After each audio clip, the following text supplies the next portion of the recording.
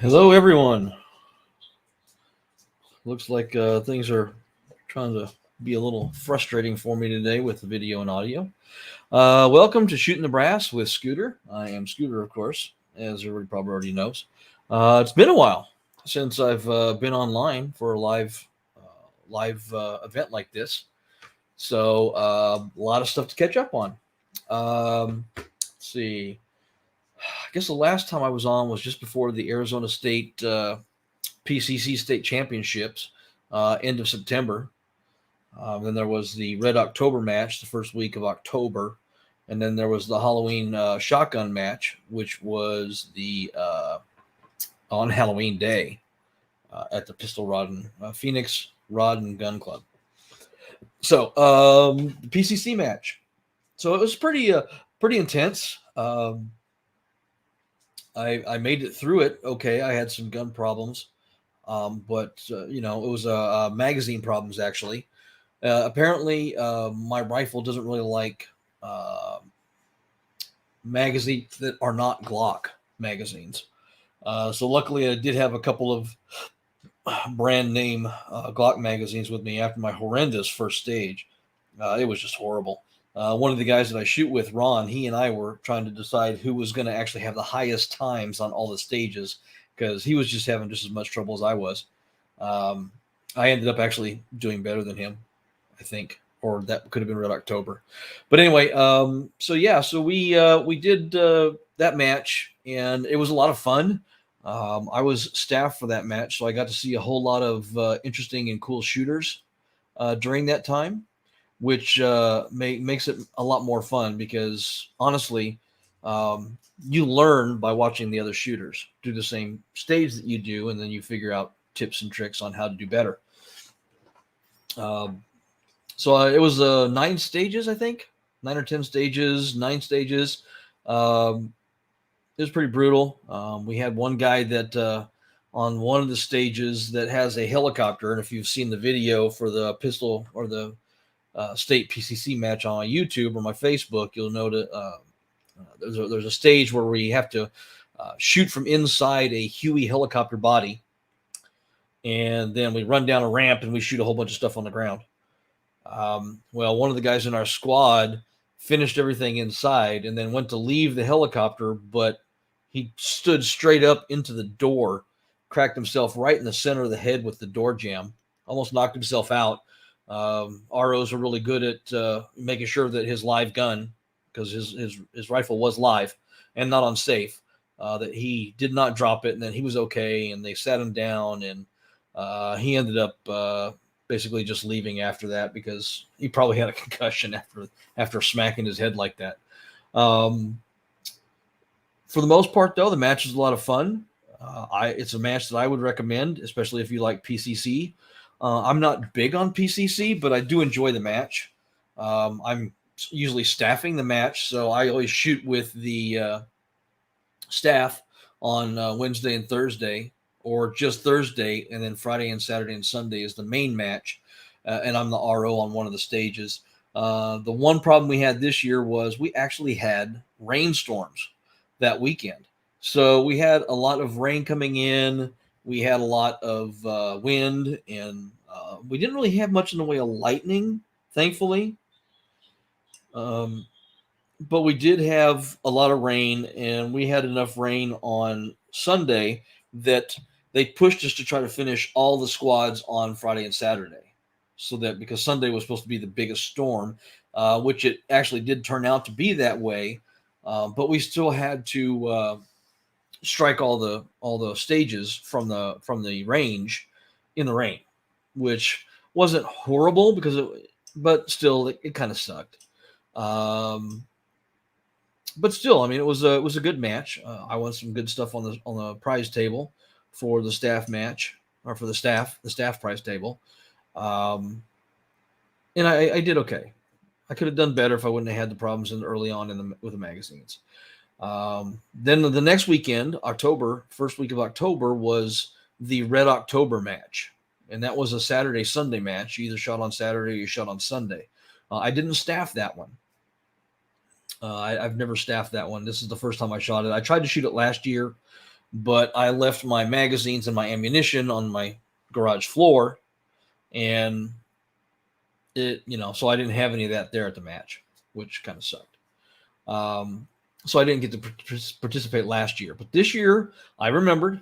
Now the thing about the Red October is you're either shooting free world rifles, AR-15, M1 Garand, M1A, um, M14, any of the rifles that would have been in the free world or NATO type military. Or you could shoot com block, which was basically any firearm for communists during the Cold War. So like the AK-47s, anything like that. Now, the hard part was that the only people that could use sights was if you were shooting com block open. So it was my first match to ever have to actually shoot only with iron sights. So I was pretty worried about how that was going to work out because I've never shot a match with iron sights. I've got trifocals, so I have a constant problem with the distance between the back sight and the front sight on a rifle. I can focus on one, but I can't focus on both. Even when I'm trying to focus on the far one, it's just in the right area that I have to use a specific line of my glasses to see, and it doesn't really work real well when you're holding a rifle. So I was really worried about it. I was concerned. And then I realized after my first stage that I actually kind of knew what I was doing. And all of the distance targets I was able to hit all the way out to 300 yards with iron sights, including the spinner. There's a one target that's about 250 yards out, and it basically is two silhouettes on a rotation axis. So they would spin, and you had to time it right to hit it so it would light it up as a hit. I was actually able to hit that. I was very surprised since it was my first time with iron sights. I made it through that match pretty well. I actually did much better on that match than I thought I was going to do. And of course, me and my friend Ron, we were going back and forth again. Who's going to have the highest score on that match? Definitely, he had the highest score overall because he was having rifle trouble. Some of his ammo wasn't working right, etc. So those were the two matches that I shot. Now, at the end of October was the Halloween match. The Halloween match at the Phoenix Rod and Gun Club is a shotgun only match, and they have different classifications.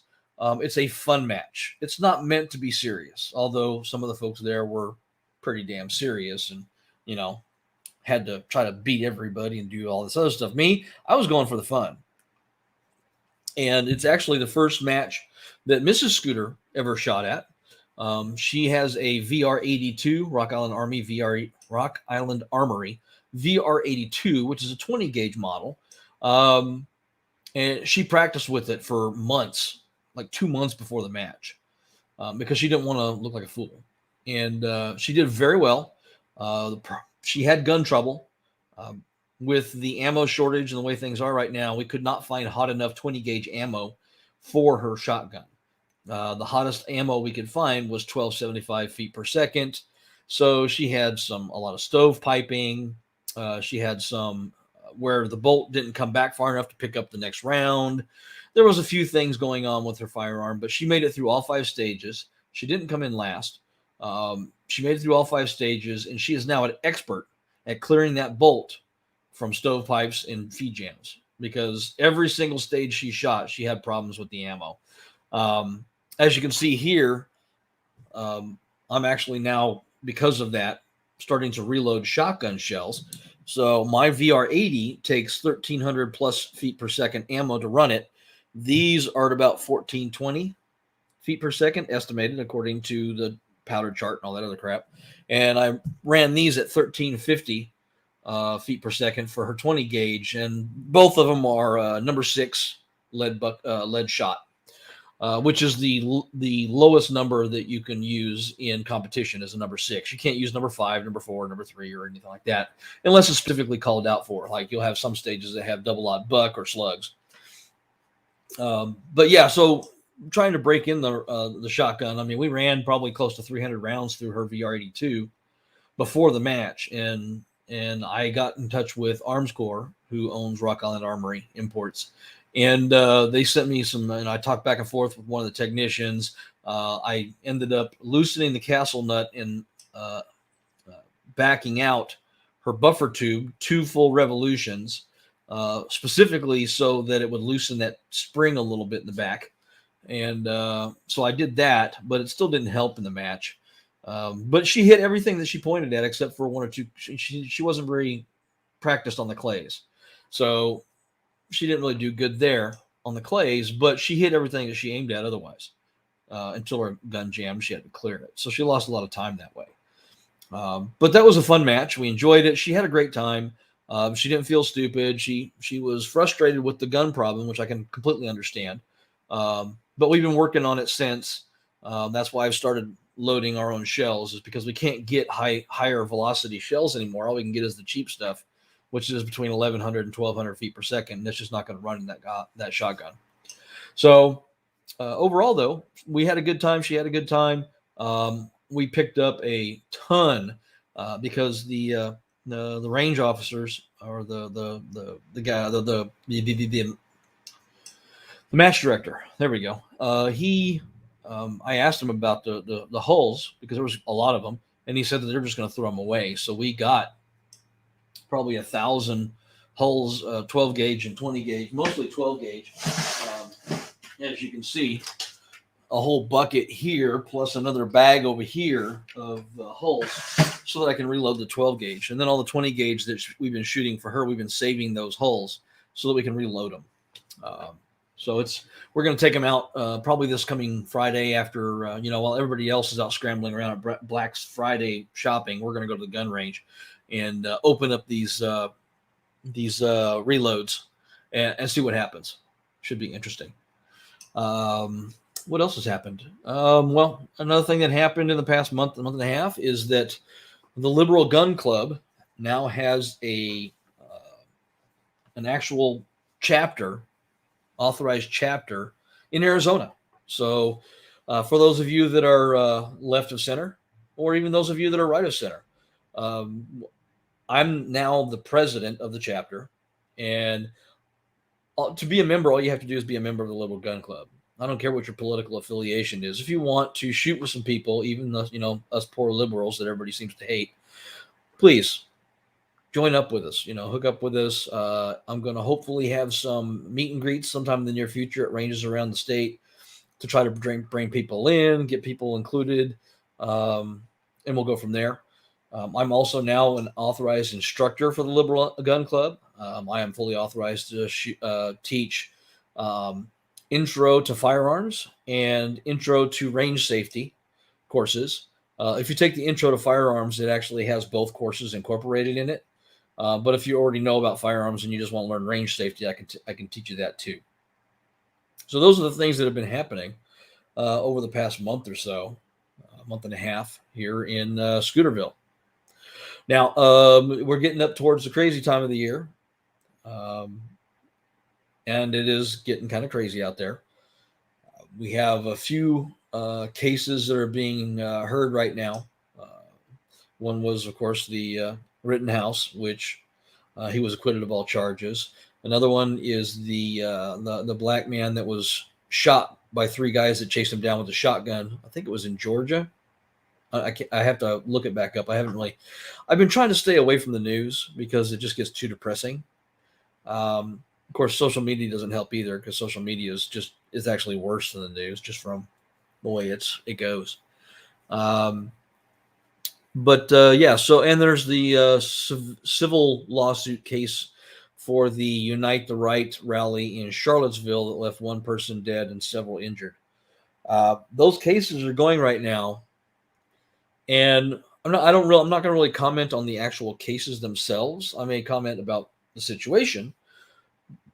For example, in the Rittenhouse thing, he was acquitted of all charges by a jury of his peers. That's the way it is. Okay, I'm not going to say he should have been convicted or he shouldn't have been convicted. I wasn't on the jury. I don't know all the evidence. I didn't see all the evidence. I didn't watch the whole thing like everybody else did. All I know is that there was a trial. The jury decided that he was not guilty on 5 charges. The judge dropped 2 charges for lack of evidence. That's the way it is. That's the way the law system works. Now, what I will comment on is this. Kyle was stupid. Okay. He put himself in a position that he should not have been in. He was a minor. Okay. He should have not gone into an active protest zone like he did. But he did. He made that choice. He should not have left on his own to get in the situation that he did. He should have stayed with the group of people that were at I think it was a car dealership or auto body store or something like that. He should have stayed there with those folks. He made a lot of mistakes that led up to this shooting. Now, I'm not saying that he's the only one that made mistakes, because obviously the jury found that he was full within his rights to defend himself against those that attacked him. And that's the way it is. If you don't like it, tough. Okay. That's the way law works. He wasn't convicted. He was acquitted of all charges. Now, that's not going to work or have anything to do if there's any civil charges placed after that, which could happen. But my biggest problem with the whole Rittenhouse verdict is what happened after it was announced. Because if you look out there on social media and everything, it is just a bitch fest. Everybody's calling him a hero, and he wasn't a hero. He made some bad choices and was in a bad place at the right time. It just tumbled. Okay, he wasn't a hero. If he was a hero, he would have stayed and protected the property and stuff like that instead of wandering off by himself, where something like this could have happened. If he was a hero, he wouldn't have gone in the first place, because honestly, he's 17. He didn't really have any need to be there. They had plenty of other people that were there defending that car lot or whatever it was. He was not necessary, and he went across state lines to do it. Bad idea. Okay, he made some poor choices, but he's innocent according to the jury, and that's what matters. But if you look on social media, the right is screaming how he's a hero and this, that, and the other. The left is screaming about how justice was denied and blah, blah, blah. You can't have it both ways, guys. Either side, okay? For example, those 3 guys that are on trial for killing that black man that was jogging, if they are all found guilty, is the right going to accept that? Or are they going to do the same thing? Well, justice was not served. They were innocent. They were just defending themselves, blah, blah, blah. Or if they're found not guilty, is the left going to say, oh, well, they found him not guilty, but he was definitely guilty. He should have been convicted. But I'm sorry, folks. If you're not on the jury, your opinion doesn't really matter to the outcome of what happened. Okay? Plain and simple. But the problem is I think now we're going to see escalations. Because I think what we're going to see is we're going to see people on the left, and there's a lot of us that own guns, that are going to start carrying guns to these protests in these open carry states. And they're going to be basically across the street from all the people on the right that are armed at these protests. Now, I wholeheartedly believe in the First Amendment right for peaceful protest. I am totally against rioting, looting, burning, vandalism, all of that kind of stuff. As far as I'm concerned, I don't give a shit what side you're on. If you're doing that kind of stuff at some sort of a rally, you need to go to jail, period. You need to be arrested. You need to be have the book thrown at you, because you're destroying other people's lives. I mean, most people don't look at it that way. Well, it's just a TV.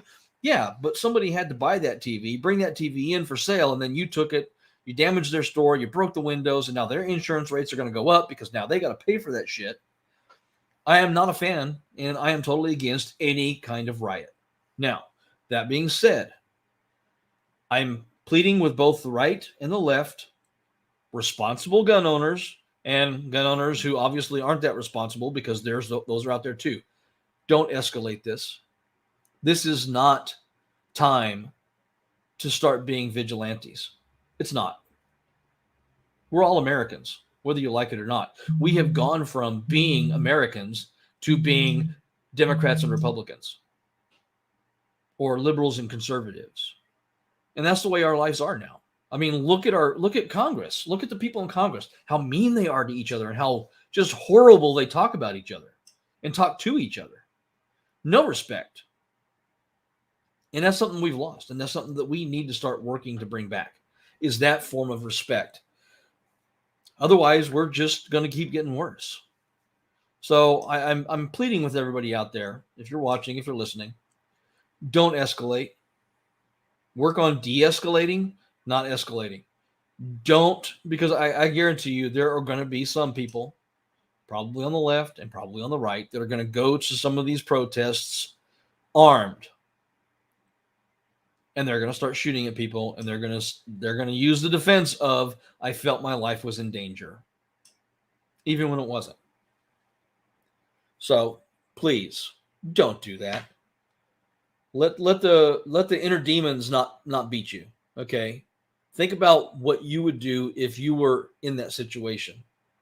Think about the people that are affected by that situation, and think about what's going to happen if all of a sudden every single protest has armed conflict. You want to talk about problems? That's going to be problems, honestly. So please don't go there. Just stay away from that kind of crap.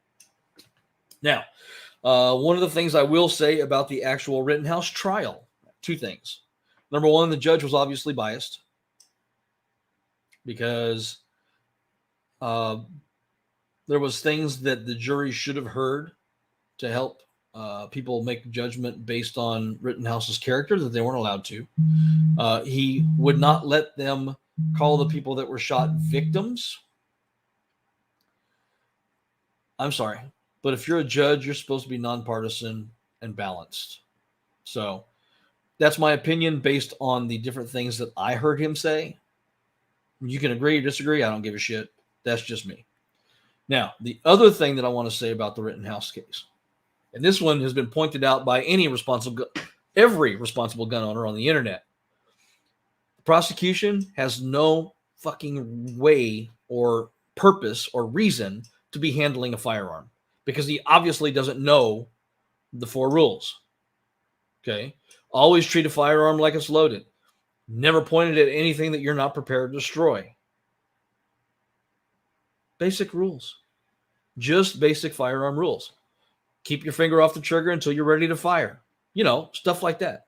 And what's he doing in the courtroom? Sure, there was no magazine in the gun, but did he clear it before he picked it up? Did he make sure that it was empty and lock the bolt back so that everybody could see that it was empty? No, he did not. Did he have his finger on the trigger? Yes, he did. Did he point it at people? Yes, he did. Stupid. Okay, Mr. Prosecutor, Scooter's Brass is telling you, get some firearm training. If you're going to be that stupid to handle a weapon in the court like that, you better not look stupid like you did this time. You need to figure that shit out. That was horrible. I just sat there when I saw him holding that rifle and I just cringed, waiting for a round to go off. Oh, well, it was in court. There was no bullet. Okay, well, tell that to Alec Baldwin because there wasn't supposed to be any bullets in that gun either. And for those of you that are bagging on Alec Baldwin, or my dog is, you can hear him, Ruger, in the background. You got to remember, he is an actor. He's not a firearm specialist. The armorer was the one that was supposed to verify and make sure those guns were safe to handle. That's where the mistake was. Okay. I don't give a shit what his opinion is about gun rights. I don't care about any of that stuff. What I do know is somebody handed him a loaded firearm that they said was safe. And when he was practicing with it, he pulled the trigger and he shot 2 people. Okay. He's got to live with that. But stop just flailing around on the internet with spreading that kind of crap. Okay. I was in theater. I have a degree in theater, a Bachelor of Science. I've worked with special effects, props, stage, lights, sound, all of that kind of stuff. I was not really an actor. I was an armorer at the Texas Musical Drama in Palo Verde Canyon. I always handled, we had 3 Ruger Blackhawks that we used with blanks. And I was responsible for those firearms. And I guarantee you, we never had mistakes with those firearms because they were not loaded until they were prepared to be used.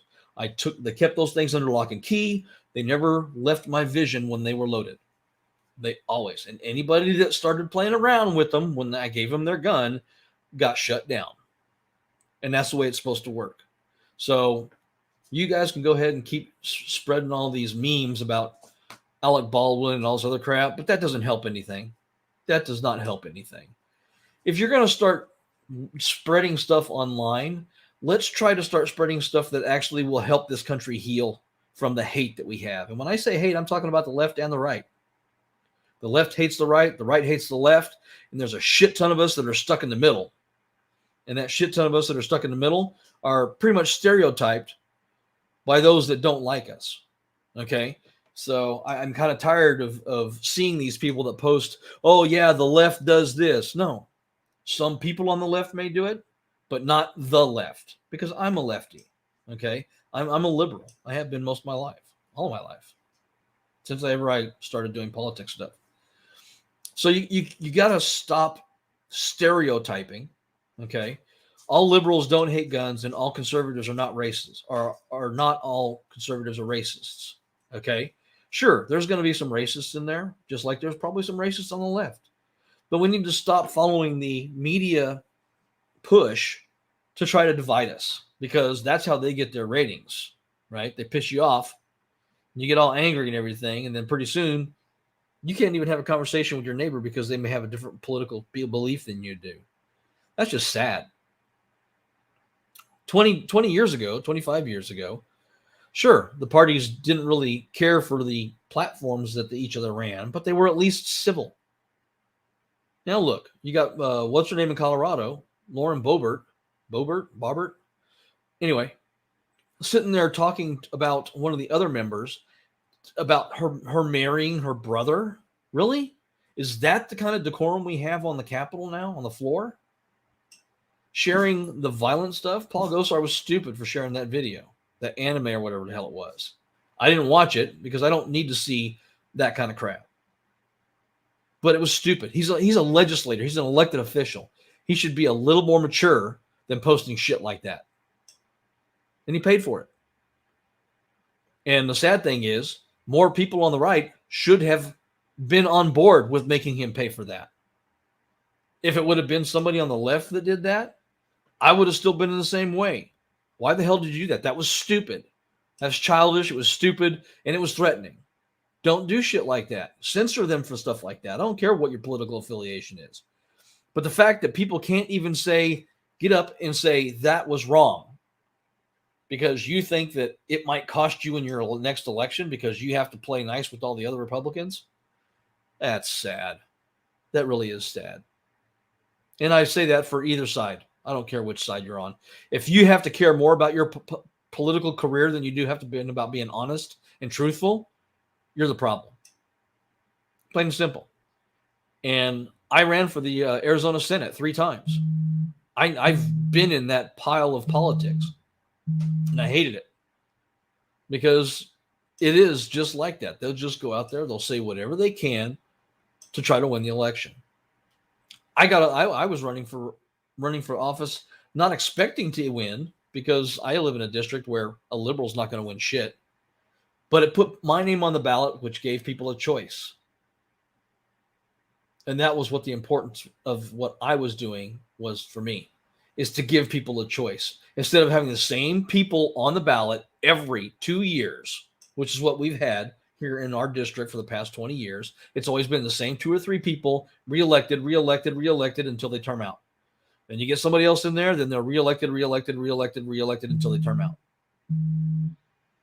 That's not the way representation works. And for those of you that are in office, here's something that you may have forgotten a long time ago. When you are elected to office, you represent every one of your constituents, not just those that are the same political affiliation. I know it's hard to understand because we've lost that. But if you're a Republican, your job is to represent everyone in your district. Republicans, Democrats, Independents, Liberals, Green Party, whatever. Libertarians, Americans elect, whatever. Your job is to represent all of them, not just your political affiliation. And it's sad to see that we have gotten to the point in our nation's history and our state history, right, Root? Yeah. That when a specific political party controls the House, the Senate, and the governorship, presidency, or what all that other stuff is, it's always a vote by party line. And people from the opposition party, the minority party in the House, the Senate, presidency, local, state, whatever, are not included to be a part of real deliberations. Here in Arizona, the Republicans all get together, they make the budget. They don't include the Democrats in that. They completely leave the Democrats out of creating the budget because they know that they don't need the Democrats to pass the budget. So they just don't. That's wrong. That's not the way representative government works. So, all of you politicians out there, get your head out of your ass and start remembering who you work for. It's not the pharmaceutical company. It's not insurance companies. It's not the medical industry. It's the people that put their name on the ballot and chose you. That's who you need to be responsible to. So let's see if we can fix that one of these days and quit being such partisan pricks, because that's all it is. The right doesn't want to pass anything that makes the Democrats look good. The Democrats don't want to pass anything that makes the Republicans look good. Yeah, well, you're destroying this country. You are part of the problem. The other part of the problem is the media. The media is horrible. It's almost impossible to get true news these days. Everything is fake news. I don't care where you're getting it from. MSNBC leans left. CNN leans left. Fox News leans right. OAN leans right. Breitbart leans right. So they're always going to take their stories, whatever their stories are, and give a right or left slant depending on which side of the spectrum you're on. And the people on the left believe nothing coming from the news on the right, and the people on the right believe nothing that's coming out of the news on the left, even if it's actually fact, even if there's truth in the story. Oh, it's CNN, it's fake news. Well, did you actually read the article? No. Okay, well, how do you know it's fake news? Oh, because it's CNN. That's not the way things work. We as citizens, voting citizens, need to pay more attention to what is real and what isn't. And the only way to do that is to get your information from both sides of the aisle. And then take that information, figure out what both of them agree on in their stories, and that's the truth. Don't pay attention to the slant they put on it. I mean, they were talking about that this morning on one of the news things that I saw earlier about how the media, I guess there was a negligent discharge in an airport, I think in Atlanta.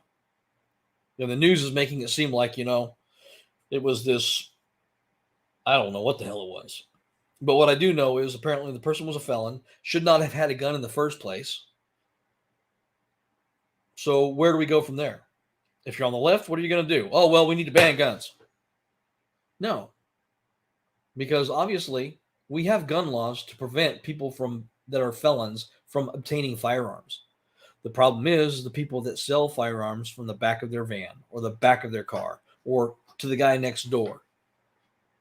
And you're never going to be able to fix that because you can't monitor 300 million guns as they're being transferred and sold and moved around the country. You just can't. You can talk about common sense gun laws. Okay, well, what are common sense gun laws? We already have universal background checks. So saying, well, we need background checks. We already have them. We have them at gun shows. It's private sales where you don't have these things.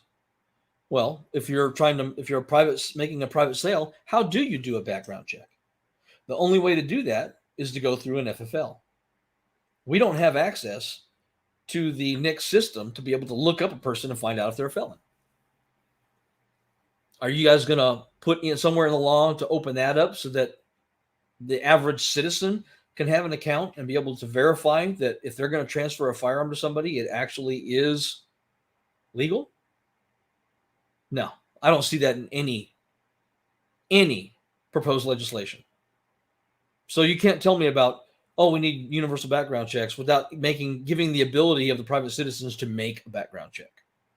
It's common sense. Let's try to go with that, okay?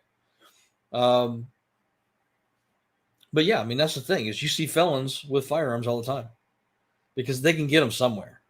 A guy I work with, he was shot in the leg by a felon who got a gun from somewhere. He didn't buy it from the store.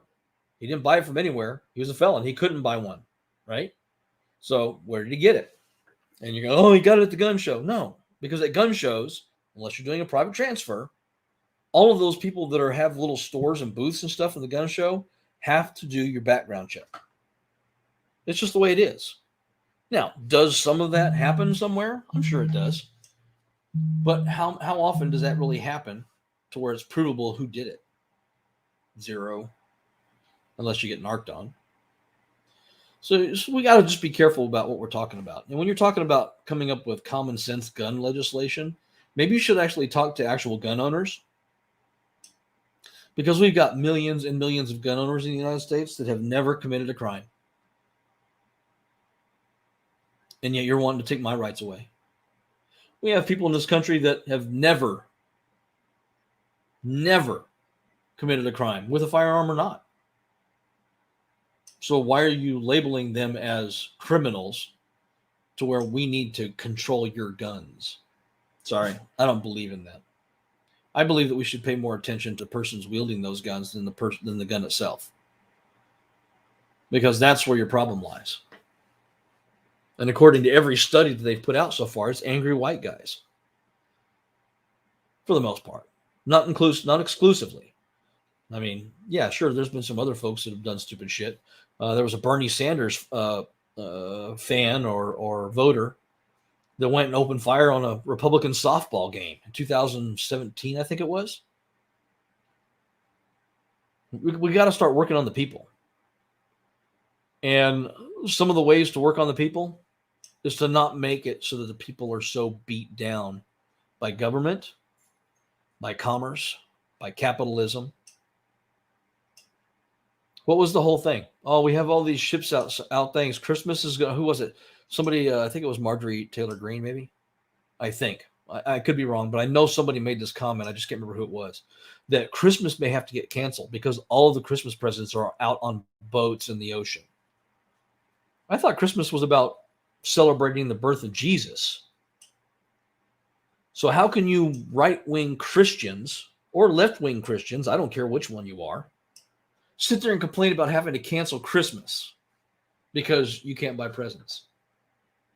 Is that what Christmas is about now?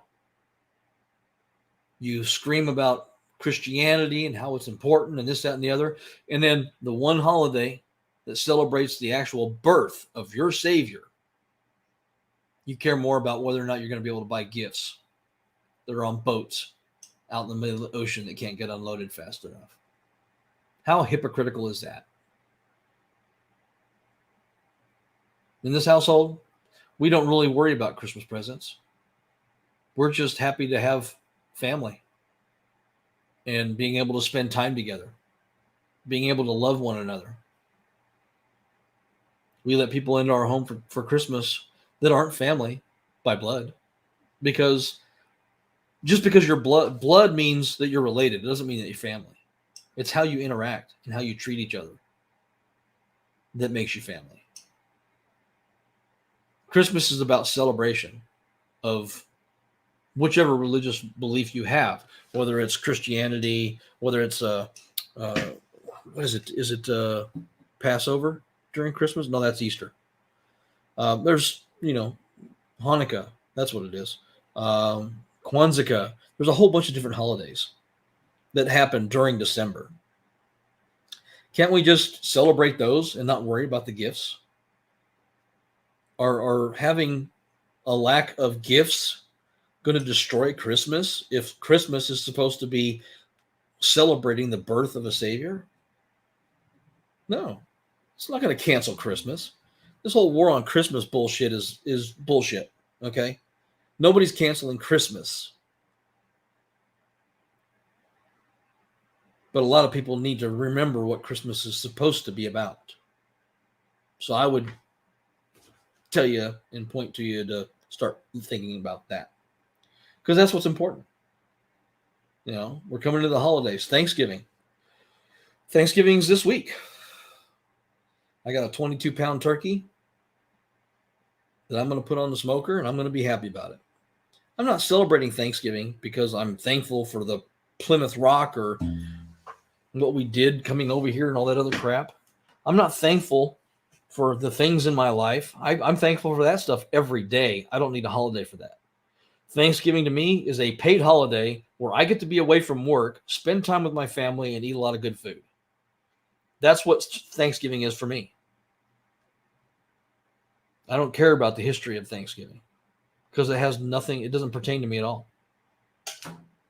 So that's one of those things that maybe some of you should also focus on, is understanding that, because you know what's going to happen at some of these Thanksgiving and Christmas family get-togethers. Yeah, right versus left conversations, I guarantee you, will all of a sudden be politics. It'll be whatever's on the news. This person did that. That person did this. Instead of just enjoying one another's company and leaving the whole politics bullshit out of it. And that's going to be sad. It's going to be sad to see things like that.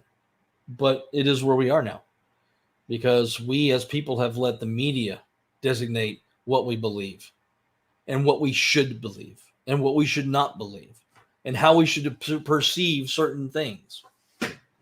I'm sorry, I don't think the news has the right or the ability to try to decide what I think is right or wrong, because they're not. They have no moral compass.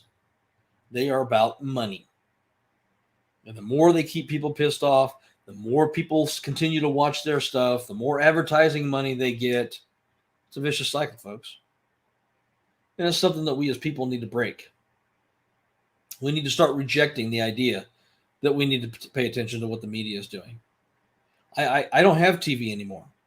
I don't watch TV. I try not to watch a lot of, I may read an interesting article if I think it's news and not political. But I don't pay attention to the news stories anymore because they're just all biased. It's not real news. It's a little bit of fact with a whole bunch of opinion. And it's every news service. They're all to blame because they're all putting you against one another. They're all putting all of us against one another because that makes them money. Just think about that the next time you're watching a news article or news show or something like that, and they're going off on how this is right and this is wrong and stuff like that. Is it really? And maybe all of us need to actually start calling out what we know is wrong and what we know is right, regardless of whether it benefits our political agenda. That would go a long way into help healing this country, because this country's a mess right now. It really is. And I'm talking about the social aspect of our country. It's just a disaster. I share stuff to TikTok, videos of my matches and stuff like that. And I see so much just hate. We have become a nation of trolls. And all we can do, the best thing that we can do with our lives, for the most part, not everyone is like this, but for the most part, the highest percentage of people, the best thing we can do with our lives is get online and own the libs or own the Republicans. That's just pathetic. Stop being partisan. Start being American. That's what we are. So anyway, I'm pretty much done for the day, I think. Hopefully will be doing a Thanksgiving show next weekend. For those of you that are interested in the Liberal Gun Club, you can check us out on Facebook. We have a group on there. You can also check us out on the website, which is www.theliberalgunclub.com. And that has lists of chapters and which states they're in and how you can get a hold of those. Hold of us. If you have questions, comments, please feel free to email me at any time. scootersbrass@gmail.com. You can make comments on the videos if you'd like. I don't normally have people in the chat room, so that's fine. But so